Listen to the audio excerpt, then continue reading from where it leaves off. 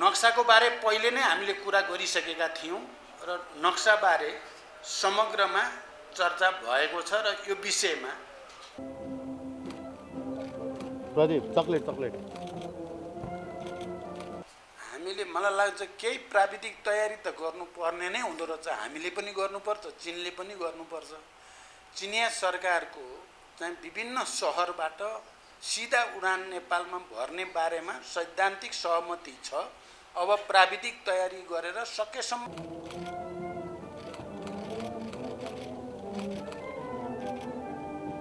उहाँ त्यही स्वास्थ्यकर्मीको आन्दोलन बारे वार्ता गर्ने र सहमति बनाउन जानुभएको छ। हामीलाई विश्वास छ आज यो समस्याको सकारात्मक समाधान हुन्छ।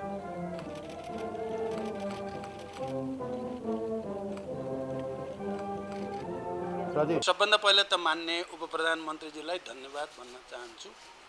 परिस्थितिमा पनि देशलाई सहज वातावरण बनाइराख्न खेल्नुभएको भूमिकाका लागि। मित्र राष्ट्र चीनको औपचारिक भ्रमण चीनका महामहिम राष्ट्रपति सी जिनपिङले 2019मा गर्नुभएको नेपाल भ्रमण पछिको नेपालबाट गरिएको पहिलो उच्चस्तरीय भ्रमण हो। नेपाल चीन सम्बन्धलाई थप उचाइ दिन मद्दत पुगेको छ।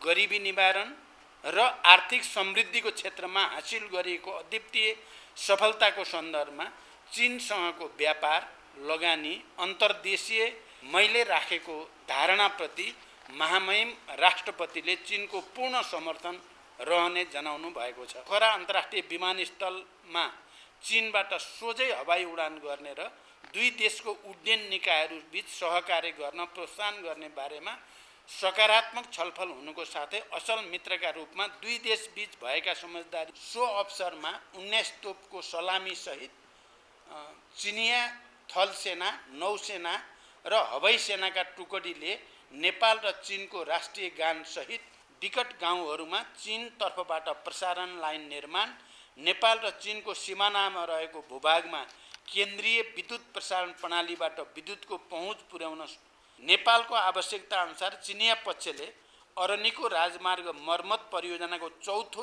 चरण सुरु गर्ने भएको छ। काठमाडौँ चक्रपथ परियोजनाको दोस्रो चरणको कार्यान्वयनलाई तीव्रता दिने सहमति भएको छ।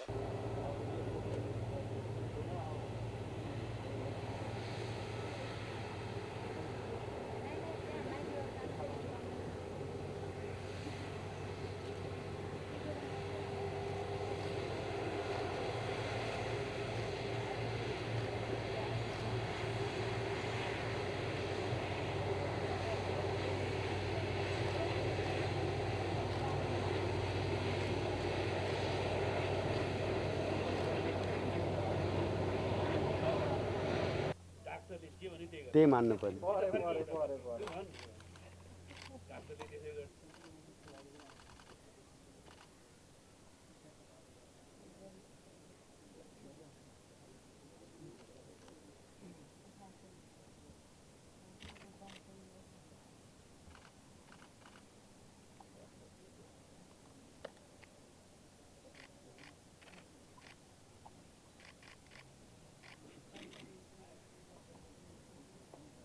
कसैलाई गाडी चाहिँ किन कसैलाई गाडी चाहिँ किन सेकेन्ड हो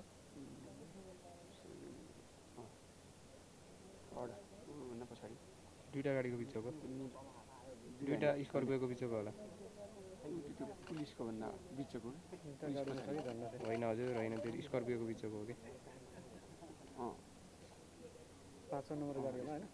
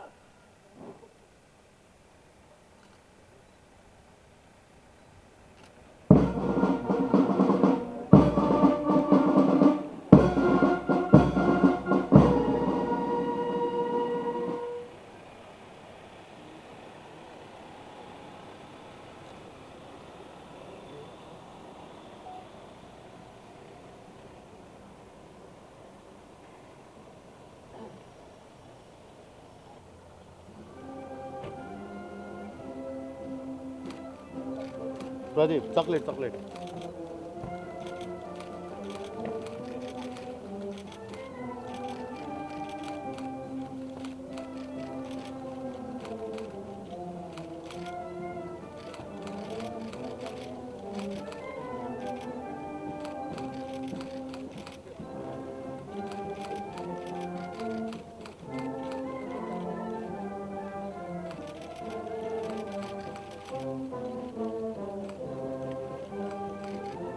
Pradeep chocolate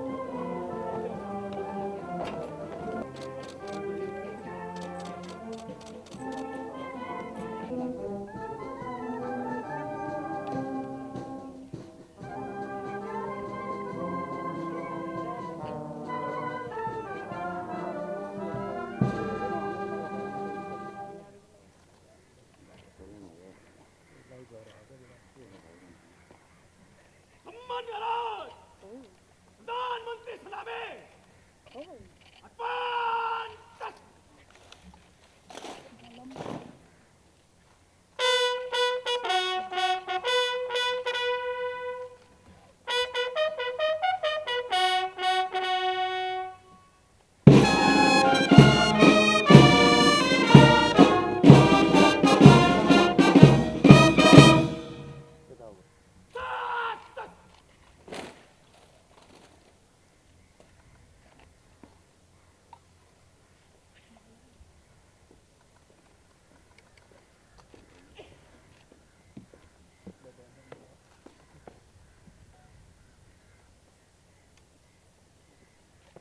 Mangarot decentralized tayar.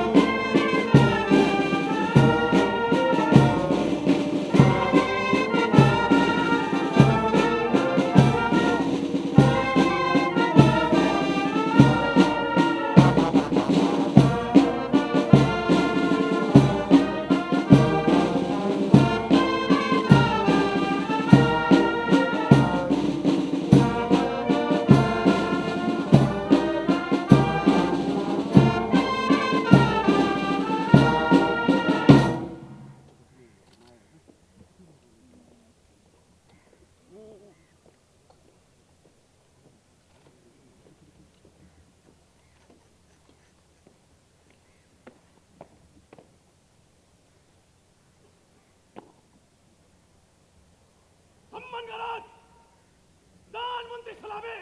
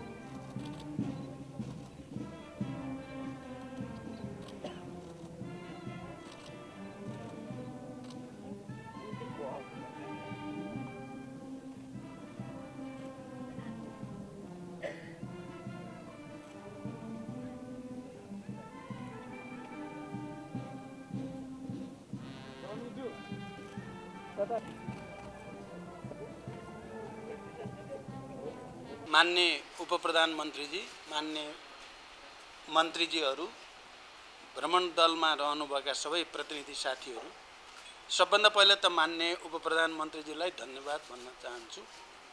तुलनात्मक रूपले अलि लामो समय बाहिर बस्नु परेको परिस्थितिमा पनि देशलाई सहज वातावरण बनाइराख्न खेल्नुभएको भूमिकाका लागि सञ्चारकर्मी मित्रहरू, नेपाली प्रतिनिधि मण्डलको नेतृत्व गर्दै यही सेप्टेम्बर 17 देखि 21 गतेसम्म संयुक्त राष्ट्रसङ्घको 78औं महासभामा सहभागी भई जनवादी गणतन्त्र चीनको स्टेट काउन्सिलका प्रधानमन्त्री महामहिम ली छियाङको मैत्रीपूर्ण निमन्त्रणामा यही सेप्टेम्बर 23 देखि 30 सम्म मित्रराष्ट्र जनवादी गणतन्त्र चीनको औपचारिक भ्रमण सम्पन्न एवं चीनको हाङजाउमा आयोजित 19औं एसियाली खेलकुदको उद्घाटन समारोहमा सहभागी भई प्रतिनिधि मण्डल सहित म आज स्वदेश फर्केको छु।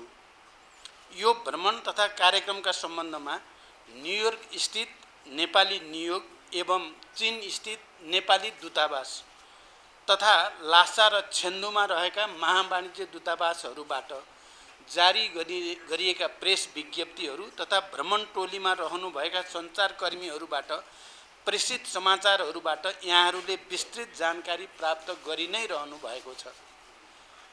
आज म यी दुई भ्रमणका बारेमा संक्षिप्तमा यहाँहरूलाई आधिकारिक जानकारी गराउन चाहन्छु। सर्वप्रथम म मित्रराष्ट्र चीनको भ्रमणबाट सुरु गर्न चाहन्छु। मित्रराष्ट्र चीनको औपचारिक भ्रमण चीनका महामहिम राष्ट्रपति सी जिनपिङले 2019 मा गर्नुभएको नेपाल भ्रमण पछिको नेपालबाट गरिएको पहिलो उच्चस्तरीय भ्रमण हो।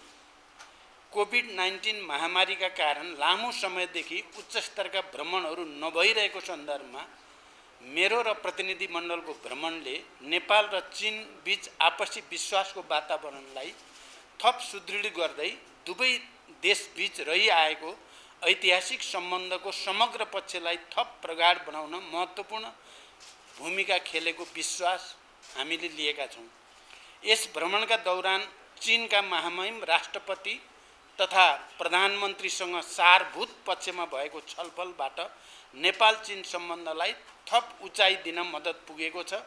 विगतमा भएका समझदारीहरूको कार्यान्वयन गर्दै लैजाने प्रतिबद्धता पनि व्यक्त गरिएको छ। संयुक्त राष्ट्रसङ्घको 78औं महासभामा सम्बोधन गरी म 19औं एसियाली खेलकुदको उद्घाटन समारोहमा सहभागी हुन अमेरिकाको न्युयोर्कबाट चीनको हाङजाउ पुगेको थिएँ। उद्घाटन समारोह सुरु हुनु पूर्व चीनिया राष्ट्रपति सी जिनपिङसँग प्रतिनिधि मण्डल स्तरमा वार्ता भयो। अत्यन्त हार्दिक र सौहार्दपूर्ण वातावरण सम्पन्न उक्त द्विपक्षीय वार्तामा दुवै देशका विद्यमान अवसर र सम्भावनाहरूको भरपूर सदुपयोग गर्दै आपसी सम्बन्धलाई थप दरिलो बनाउने विषयमा सघन छलफल गरियो। दुई देश बीचको रहेको बहुआयामिक सम्बन्धलाई प्रगाढ बनाउने सम्बन्धमा विचारहरूको स्पष्ट आदान प्रदान हुनुको साथै नेपालको विकास प्रयासमा चीनको साथ र सहयोगका सम्बन्धमा खुलेर कुरा भयो। नेपाल सदैव एक चीन नीतिमा प्रतिबद्ध रहँदै आएको छ। सो विषयलाई पुनर्पुष्टि गर्दै नेपाल चीन बीचको सम्बन्ध पञ्चशीलको सिद्धान्त, असल मित्रता, आपसी साझेदारी र सम्मान तथा अन्तर्राष्ट्रिय मूल्य मान्यता र कानुनमा आधारित रहने र भविष्यमा यो सम्बन्धलाई अझ उचाइमा लैजाने दिशातर्फ दुवै पक्षले गर्नुपर्ने कार्यका बारेमा पनि गहन छलफल गरियो।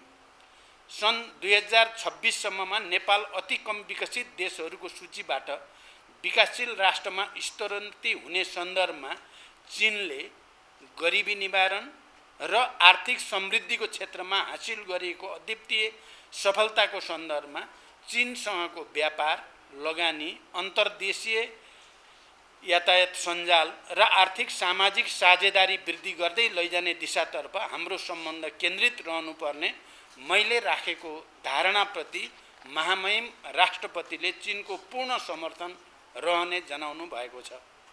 उक्त भेटमा नेपाल चीन बीचको जनस्तरको सम्बन्धलाई प्रगाढ बनाउन पोखरा अन्तर्राष्ट्रिय विमानस्थलमा चीनबाट सोझै हवाई उडान गर्ने र दुई देशको उड्डयन निकायहरू बीच सहकार्य गर्न प्रोत्साहन गर्ने बारेमा सकारात्मक छलफल हुनुको साथै असल मित्रका रूपमा दुई देश बीच भएका समझदारीहरू र अन्तर्राष्ट्रिय मूल्य मान्यता र सिद्धान्तमा आधारित भई अगाडि बढाउने कुरा भएको जानकारी पनि म गराउन चाहन्छु। सोही दिन विभिन्न देशका राष्ट्र प्रमुख तथा सरकार प्रमुख एवं उच्चस्तरीय प्रतिनिधिको उपस्थितिमा राष्ट्रपति सी जिनपिङद्वारा भएको 19औं एसियाली खेलकुद प्रतियोगिताको उद्घाटन समारोहमा सरिक भई नेपाली खेलाडीहरूलाई हौसला प्रदान गर्ने अवसर प्राप्त भयो। यस प्रतियोगिताका विभिन्न विधाका खेलकुदमा नेपाली खेलाडीहरूको उल्लेख्य उपस्थिति रहेको छ।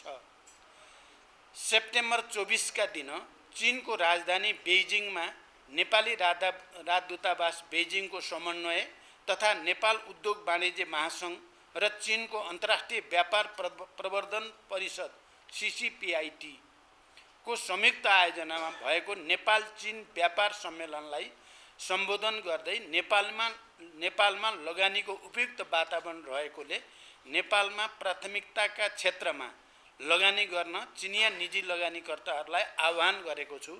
नेपालमा लगानीको प्रचुर सम्भावना रहेको र ती सम्भावनाहरूलाई मूर्त रूप दिन र लगानी संरक्षण गर्न नेपाल सरकार प्रतिबद्ध रहेको विश्वास दिलाएको छु। उक्त सम्मेलनमा चीन सरकारका प्रतिनिधिले सकारात्मक सन्देश प्रवाह गरेका थिए भने उद्योगी व्यापारीहरूको उत्साहजनक उपस्थिति पनि रहेको थियो। सोही साँझ नेपाली राजदूतावासमा नेपाल र नेपालका शुभेच्छुक चिनिया मित्रहरूको समेत सहभागिता रहेको स्वागत समारोहमा सरिक भई नेपाल चीन सम्बन्धको वर्तमान अवस्था र सम्बन्ध सुदृढ गर्न सरकारले चालेका कदमका बारेमा जानकारी गराउँदै दुई देशबीच सम्पन्न सहमति र समझदारीको कार्यान्वयन लगायत विषयका समग्र पक्षमा सक्रिय रूपमा काम गर्न दूतावासलाई निर्देशन दिएको छु। सेप्टेम्बर 25 मा चिनिया प्रधानमन्त्रीले मेरो सम्मानमा ग्रेट हल अफ द पिपुलमा आयोजना गरेको औपचारिक समारोह सहित स्वागत गरियो। सो अवसरमा 19 तोपको सलामी सहित चिनिया थलसेना, नौसेना र हवाई सेनाका टुकडीले नेपाल र चीनको राष्ट्रिय गान सहित सम्मान गारद अर्पण गरेको थियो। औपचारिक स्वागत समारोह पश्चात चिनिया समकक्षी महामहिम ली छियाङसँग प्रतिनिधि मण्डल स्तरीय द्विपक्षीय वार्ता भयो र सहकार्यका विविध विषयहरूमा सविस्तार छलफल गरियो। यस सम्बन्धमा नेपाल र चीनका तर्फबाट जारी संयुक्त विज्ञप्तिबाट समेत यहाँहरूलाई जानकारी भएको नै हुनुपर्दछ। उक्त द्विपक्षीय वार्ता मुख्यतः नेपालको उत्तरी सीमा क्षेत्रमा विकट गाउँहरूमा चीन तर्फबाट प्रसारण लाइन निर्माण, नेपाल र चीनको सीमानामा रहेको भूभागमा केन्द्रीय विद्युत प्रसारण प्रणालीबाट विद्युतको पहुँच पुर्याउन नसकिने स्थानमा सौर्य प्रणाली जडान, विभिन्न स्थानमा सडक निर्माण तथा सडक स्तरोन्नति, स्वास्थ्य तथा कृषि क्षेत्रमा सहयोग विस्तार, कोभिड पछि अवरुद्ध भएका सबै साथै परम्परागत सीमा नाकाहरूको पुनः सञ्चालन, सीमा नाकामा नेपालतर्फ पूर्वाधार निर्माण, अत्याधुनिक प्रयोगशाला निर्माण जस्ता पूर्वाधार विकासका बारेमा केन्द्रित रहेको थियो। यसैगरी उक्त भेटवार्तामा विज्ञान र प्रविधिको क्षेत्रमा सहकार्य गर्ने, द्विपक्षीय व्यापार विस्तार गर्ने, पोखरा अन्तर्राष्ट्रिय विमानस्थलमा चिनिया सहरहरूबाट हवाई सेवा विस्तार गर्ने लगायतका विषयमा समेत गम्भीर छलफल भयो। नेपालको आवश्यकता अनुसार चिनिया पक्षले अरनिको राजमार्ग मर्मत परियोजनाको चौथो चरण सुरु गर्ने भएको छ। त्यसैगरी स्यापुरबेसी रसुवागढी सडक मर्मतका लागि चिनिया पक्ष तयार हुनुको साथै हिल्सा सिमीकोट सडकको सम्भाव्यता अध्ययन गरी अघि बढाउन दुवै पक्ष सहमत भएका छन्। दुवै पक्षले टोखा छहरे सुरुङ मार्गको सम्भाव्यता अध्ययनलाई तीव्र गतिका साथ अगाडि बढाउने कुरामा सहमति जनाउँदै काठमाडौँ चक्रपथ परियोजनाको दोस्रो चरणको कार्यान्वयनलाई तीव्रता दिने सहमति भएको छ। यसैगरी नेपाल चीन रेलवे सहयोगका लागि कार्यदलको 8औं बैठक छिटै आयोजना गर्ने सम्बन्धमा समेत सहमति भएको छ। उक्त वार्ता पश्चात देखाएका समझदारी पत्रहरूमा नेपाल र चीनका सम्बन्धित अधिकारीहरूबाट हस्ताक्षर भई आदान प्रदान गरिएको छ। हिल्सा सिमीकोट सडक परियोजना र नेपाल चीन पावर ग्रिड इन्टरकनेक्सन परियोजना सम्बन्धी समझदारी पत्र, शिक्षा विज्ञान तथा नवीनताका क्षेत्रमा सहकार्य सम्बन्धी समझदारी पत्र।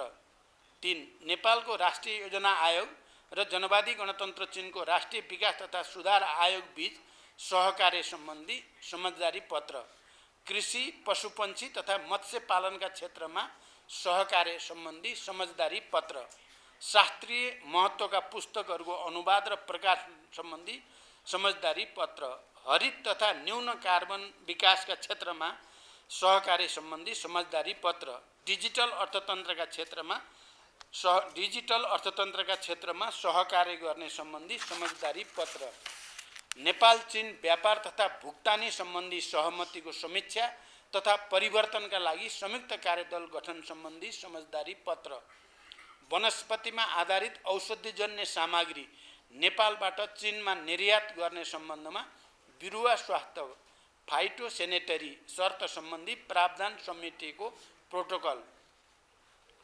चिनिया पक्षबाट विपद राहत सामग्री हस्तान्तरण सम्बन्धी पत्रको आदान प्रदान।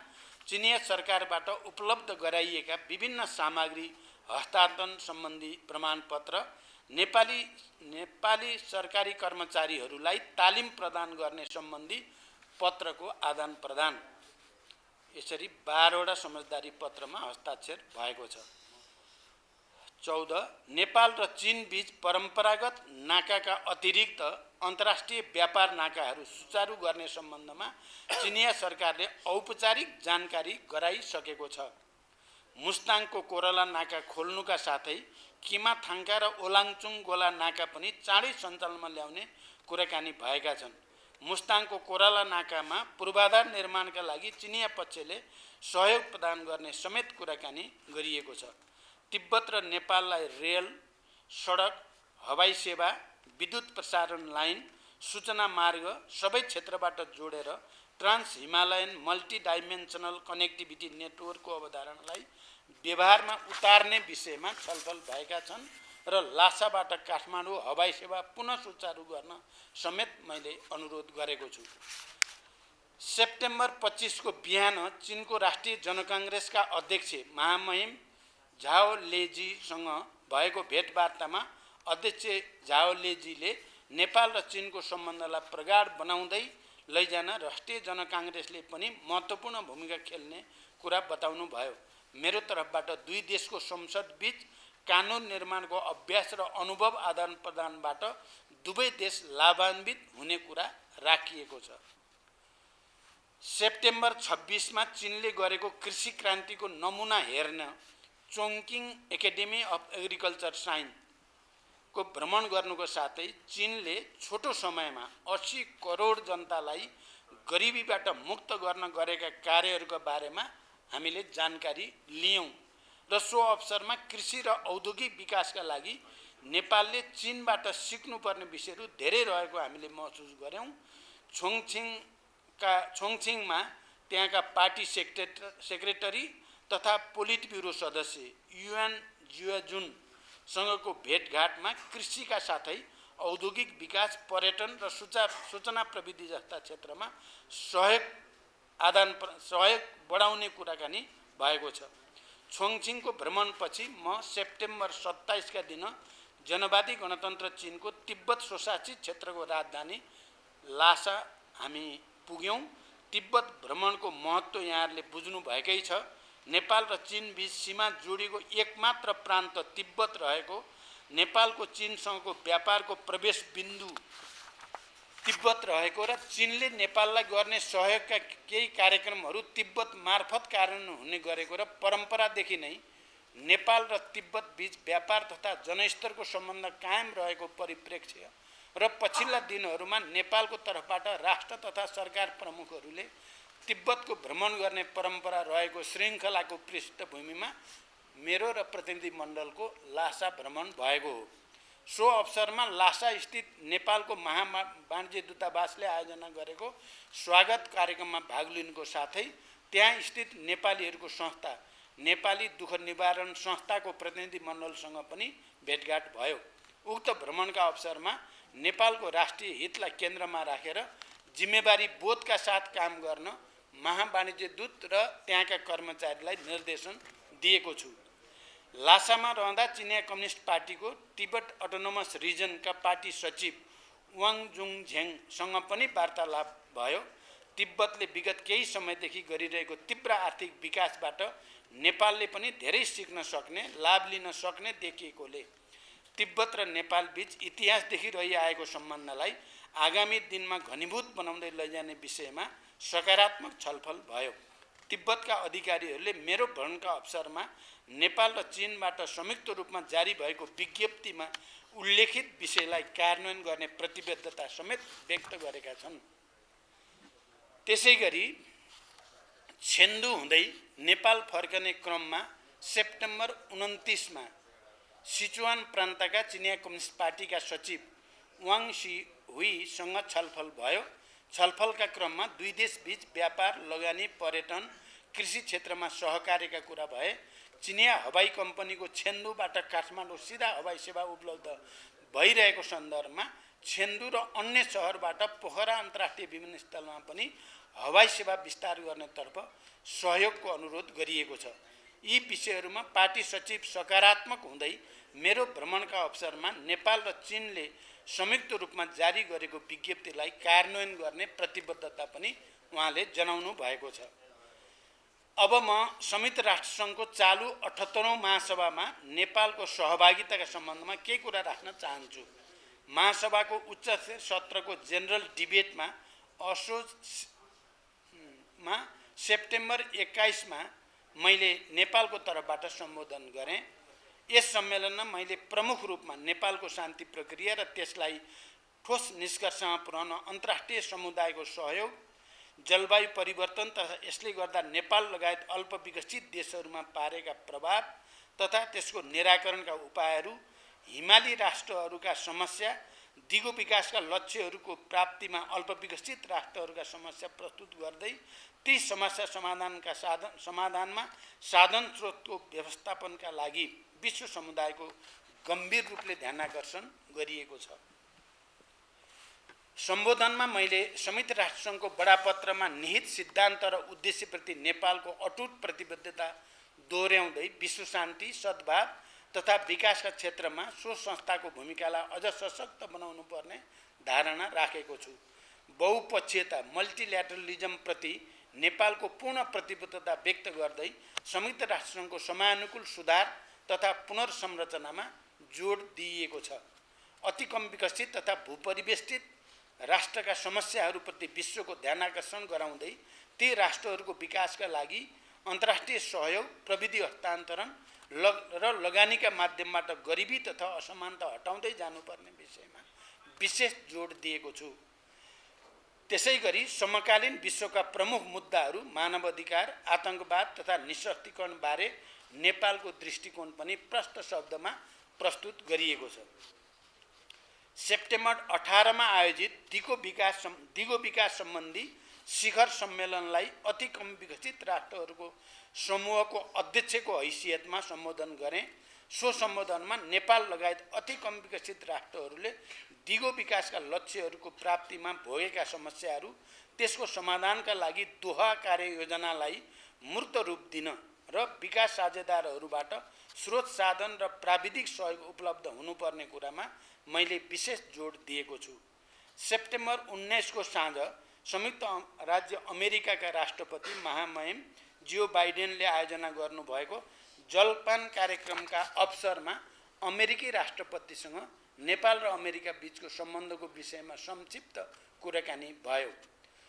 सेप्टेम्बर 20 मा आयोजित क्लाइमेट एम्बिसन समिटमा अति कम विकसित राष्ट्रहरूको समूहको अध्यक्षको हैसियतमा सम्बोधन गर्दै जलवायु परिवर्तनले नेपाल लगायत अति कम विकसित राष्ट्रहरूमा पारेको प्रभावहरूको बारेमा गम्भीर ध्यानाकर्षण गराउँदै अन्तर्राष्ट्रिय समुदायले green climate fund, loss and damage fund, adaptation fund लगायतका जलवायु वित्तको विषयमा गरेका प्रतिबद्धता पूरा गर्न, जलवायु परिवर्तनको चपेटमा परेका नेपाल लगायतका राष्ट्रहरूलाई सहज वित्तीय पहुँचको व्यवस्था गर्न माग गरेको छु। साथै जलवायु परिवर्तन सम्बन्धी नेपालले अपनाएको नीति र लक्ष्यहरूबारे विश्व समुदायलाई अवगत गराउँदै नेपालले हासिल गरेका उपलब्धि एवं जलवायु अनुकूलनमा पुर्याएको योगदान विश्व समक्ष प्रष्ट शब्दमा राखिएको छ।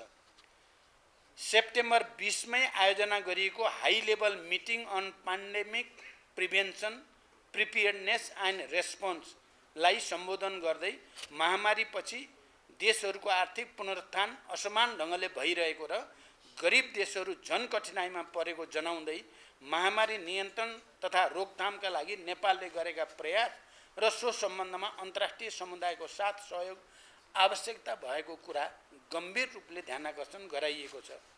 सोही दिन आयोजित high level dialogue on financing for डेभलपमेन्टलाई सम्बोधन गर्दै अहिले वैश्विक अर्थव्यवस्थामा देखिएको असन्तुलित र असमान विकासलाई न्यायोचित, समान र सन्तुलित बनाउन अन्तर्राष्ट्रिय समुदायले गरेका विकास सहायताको प्रतिबद्धता पूरा गर्नुपर्ने तथा अन्तर्राष्ट्रिय वित्तीय संयन्त्र तथा संरचनाहरूमा व्यापक सुधार र रूपान्तरण गर्नुपर्ने विषयमा जोड दिएको छु।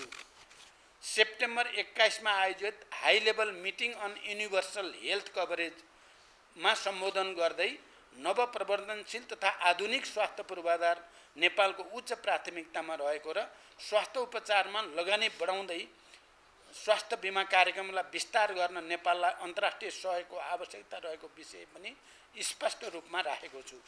सोही दिन एन्टिगुआ र बारबुडाका प्रधानमन्त्रीले आयोजना गर्नुभएको United Nations friend of vision high level ब्रिफमा प्रमुख वक्ताको रूपमा सम्बोधन गर्दै नेपालले आँखाको उपचारमा हासिल गरेका उपलब्धि एवं स्वास्थ्य सम्बन्धी एसडिजिज प्राप्तिका लागि आँखाको उपचार सर्वसुलभ र सहज बनाउनु पर्नेमा जोड दिएको छु। संयुक्त राष्ट्रसङ्घको महासभामा मेरो कार्यतालिका अत्यन्त व्यस्त रह्यो। महासभा र यसका विभिन्न उच्चस्तरीय बैठकमा सक्रिय सहभागिताका अतिरिक्त साइडलाइनहरूमा विभिन्न राष्ट्रका राष्ट्र प्रमुख, सरकार प्रमुख तथा राष्ट्रसङ्घीय उच्च अधिकारीहरूसँग महत्त्वपूर्ण द्विपक्षीय भेटवार्ताहरूमा द्विपक्षीय एवं बहुपक्षीय साझा चासोको विषयमा पनि छलफल भएका छन्। यस सिलसिलामा सेप्टेम्बर 13 मा संयुक्त राष्ट्रसङ्घका महासचिव गएकै दिन हो यो एन्टोनियो गुटेरेससँग मेरो द्विपक्षीय भेटवार्ता भयो। भेटको क्रममा नेपालको शान्ति प्रक्रियामा गरेको प्रगति, नेपालमा जलवायु परिवर्तनको प्रभाव न्यूनीकरणका लागि संयुक्त राष्ट्रसङ्घको सहयोग, संयुक्त राष्ट्रसङ्घको विकास र सुदृढीकरणमा नेपालको समर्थन तथा संयुक्त राष्ट्रसङ्घ अन्तर्गत शान्ति स्थापनार्थ कार्यमा नेपालले पुर्याएको योगदानको विषयमा छलफल भयो। सोही क्रममा महासचिवलाई नेपाल भ्रमणको लागि पुनः आमन्त्रण गरेको छु र मेरो निमन्त्रणा स्वीकार गरी उहाँ छिटै नेपाल भ्रमणमा आउनुहुने भएको छ।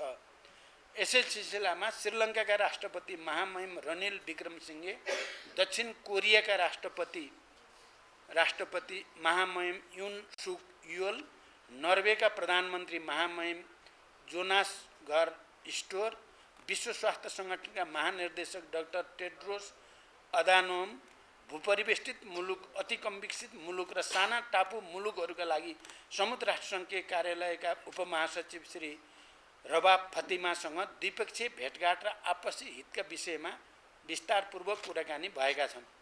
त्यस्तै भ्रमण दलका सदस्य माननीय परराष्ट्र मन्त्री एनपी साउदले सेप्टेम्बर 21 मा आयोजित ministerial meeting of the least developed countries LDC को अध्यक्षता गर्नुभयो।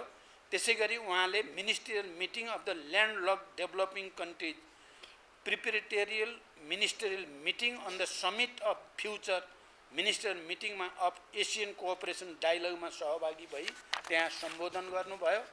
महासभाको साइडलाइनमा माननीय परराष्ट्र मन्त्रीले रोमानियाका परराष्ट्र मन्त्री, सर्बियाका उपप्रधानमन्त्री तथा परराष्ट्र मन्त्री, फिनल्यान्डका विकास सहायक मन्त्री, क्रोएसियाका परराष्ट्र मन्त्री तथा मालदिप्सका परराष्ट्र राज्य मन्त्री, सिटिबिटिओका कार्यकारी सचिव र इन्टरनेसनल सिफ्ट अथोरिटी का महानिर्देशकसँग छुट्टै भेटवार्ता गर्नु भई द्विपक्षीय सम्बन्धका विभिन्न विषयमा छलफल र बहुपक्षीय मञ्चमा आपसी सहयोग अभिवृद्धिको बारेमा कुराकानी गर्नुभएको छ। यहाँहरूलाई अवगत नै छ, संयुक्त राष्ट्रसङ्घीय शान्ति मिसनहरूमा सैनिक तथा प्रहरी पठाउने प्रमुख राष्ट्रहरूमध्ये नेपाल एक हो। हामीले 6 दशकभन्दा बढी समयदेखि निरन्तर यस्ता मिसनहरूमा सहभागिता जनाउँदै आएका छौँ। संयुक्त राष्ट्रका सम्बन्धित अधिकारीहरूसँग भएको भेटमा मैले शान्तिकर्मीहरूको सुरक्षा, बन्दोबस्तीका लागि भएको खर्चको समयमै शोध भर्ना तथा निकासा लगायत नेपालले गरेको अटुट र उच्च तहको योगदानको कदर स्वरूप जिम्मेवार तथा उच्च पदहरूमा नेपालको समुचित प्रतिनिधि हुनुपर्ने विषयलाई प्रमुख रूपमा उठाएको छु। माननीय परराष्ट्र मन्त्रीले संयुक्त राष्ट्रसङ्घको department of political and peace building अफेयर्सका उपमहासचिव, डिपार्टमेन्ट अफ पिस अपरेसनका उपमहासचिव तथा डिपार्टमेन्ट अफ अपरेसन सपोर्टका उपमहासचिवसँग गर्नुभएको भेटमा पनि यस विषयमा गम्भीर छलफल गर्नुभएको छ। न्युयोर्कमा रहँदा त्यहाँ स्थित नेपाली महावाणिज्य दूतावास एनआरएन न्युयोर्कको च्याप्टरले संयुक्त रूपमा आयोजना गरेको कार्यक्रममा समेत सहभागी भयौँ। संयुक्त राष्ट्रसङ्घका लागि नेपालको स्थायी नियोग न्युयोर्क स्थित नेपाली महावाणिज्य दूतावासको निरीक्षण गरी दुवै नियोगले गरेका कार्यहरूबारे जानकारी लिँदै नेपाल र नेपालीको हित रक्षा गर्दै आफ्नो कार्यक्षेत्रमा नियोगहरूको सक्रिय भूमिका निर्वाह गर्न निर्देशन दिएको छु। समग्रमा दुवै भ्रमणका बारेमा भन्नुपर्दा दुवै भ्रमणहरू सफल भएको हामीले महसुस गरेका छौँ। चीनको भ्रमणले झन्डै 4 वर्ष लामो नेतृत्व तहबाट एक अर्को मुलुकमा उच्चस्तरीय भ्रमण नभएको स्थितिको अन्त्य भएको छ। उच्च स्तरमा भएको द्विपक्षीय वार्ताबाट छिमेकीहरूका संवेदनशील विषयहरूमा नेपालले पालना गर्दै आएको नीतिको पुनर्पुष्टि भएको छ। राजनीतिक तहमा विश्वासको वातावरण बनेको छ। पूर्वाधार निर्माण, व्यापार, लगानी तथा जनस्तरको सम्बन्ध विस्तारमा द्विपक्षीय सहयोग र सहकार्यलाई तीव्रता दिने मार्ग प्रशस्त भएको छ र अझ महत्त्वपूर्ण त नेपाल र नेपाली जनताप्रति चिनिया नेताहरूको सद्भावमा अभिवृद्धि भएको छ।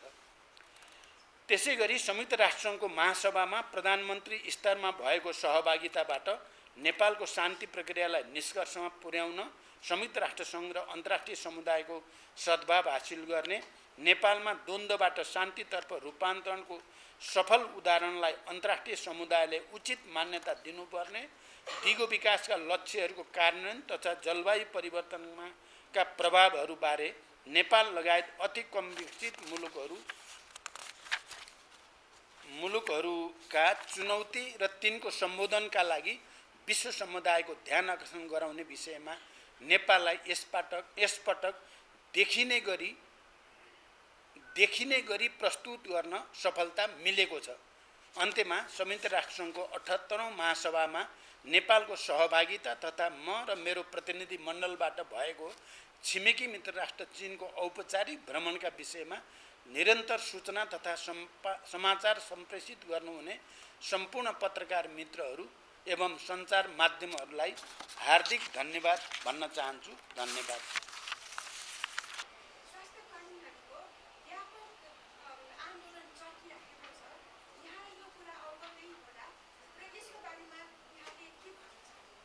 अब यो छोटो गर्नु। हेलो, पहिलो कुरा त यो बीचमा शिक्षकहरूको आन्दोलन, स्वास्थ्यकर्मीहरूको अरू पनि विषयमा मैले सुरुमा भने नि माननीय उपप्रधानमन्त्रीजीको नेतृत्वमा कार्यवाहक प्रधानमन्त्रीको हैसियतले उहाँले धेरै मेहनत गरेर समस्या हल गर्नुभयो। आज तपाईहरुले देख्नुभयो अर्को उपप्रधानमन्त्री यहाँ हुनुहुन्न। के कारणले हुनुहुन्न त भन्दा उहाँ त्यही स्वास्थ्यकर्मीको आन्दोलन बारे वार्ता गर्ने र सहमति बनाउन जानुभएको छ। हामीलाई विश्वास छ आज यो समस्याको सकारात्मक समाधान हुन्छ। नक्साको बारे पहिले नै हामीले कुरा गरिसकेका थियौं र नक्सा बारे समग्रमा चर्चा भएको छ र यो विषयमा आउने दिनहरुमा अझ सकारात्मक ढंगले जानेछ। खासगरी परम्परागत तथा अन्तर्राष्ट्रिय नाकाहरूको सन्दर्भमा गहिरो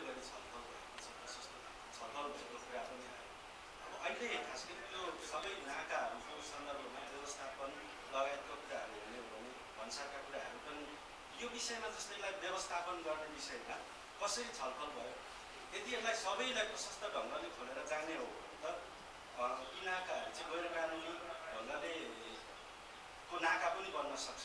यी विषयमा कसरी छलफल भयो? तपाईँले कहाँनिर भन्न खोज्नु हो मैले बुझिनँ। पहिला कोभिड-19 भन्दा अगाडिदेखि चलिरहेका वैधानिक ढङ्गले नै चलेका र बन्द भएका सबै नाकाहरू खुल्ने भएका छन्। अहिलेको छलफलको एउटा सबभन्दा ठुलो कुरा त्यो हो। दोस्रो, परम्परागत ढङ्गले उत्तरी सीमा क्षेत्रमा नेपालीहरूले प्रयोग गर्दै आएका लोकल नाकाहरू, स्थानीय नाकाहरू पनि खोल्ने बारेमा मूर्त रूपमा कुरा भएको छ। त्यसको निम्ति आवश्यक पर्ने प्राविधिक र अन्य तयारी गरेर खोल्ने भन्ने भएको हुनाले तपाईले सोधेको प्रश्नको पनि उत्तर यसैमा अन्तर्निहित छ। नेपाल सरकार र चीन सरकार पनि वैधानिक ढङ्गले बढीभन्दा बढी नाका खोल्ने, व्यवस्थित गर्ने, कतिपय नाकाहरूको संरचना बनाउने कुरामा पनि चीन सरकारले सहमति जनाएको छ। हामी बनाइदिन्छौँ अनुदानमा भन्ने पनि भएको छ। प्रधानमन्त्री म सम्पर्क के हिमालय तपाईँले पोखरा अन्तर्राष्ट्रिय विमानस्थलको विषयमा पनि चीनबाट निकै सहरबाट ट्राभल स्टार्ट गर्ने भएको छ। त्यसमा फर्दर यहाँको छलफल हुन्छ या अब चाँडै हामीले त्यहाँबाट चाहिँ सुरु भयो भने शुभ समाचारसम्म हामीले मलाई लाग्छ केही प्राविधिक तयारी त गर्नुपर्ने नै हुँदो रहेछ। हामीले पनि गर्नुपर्छ, चीनले पनि गर्नुपर्छ। चिनिया सरकारको चाहिँ विभिन्न सहरबाट सीधा उडान नेपालमा भर्ने बारेमा सैद्धान्तिक सहमति छ। अब प्राविधिक तयारी गरेर सकेसम्म छिटो सबै कुराकानीबाट मलाई लाग्छ छेन्दुबाट सिधै पोखरा त छिटै हुन सक्छ। अरू सहरबाट पनि आवश्यक प्रक्रिया पुरा गरेर चाहिँ सिधा सम्पर्क हुन्छ।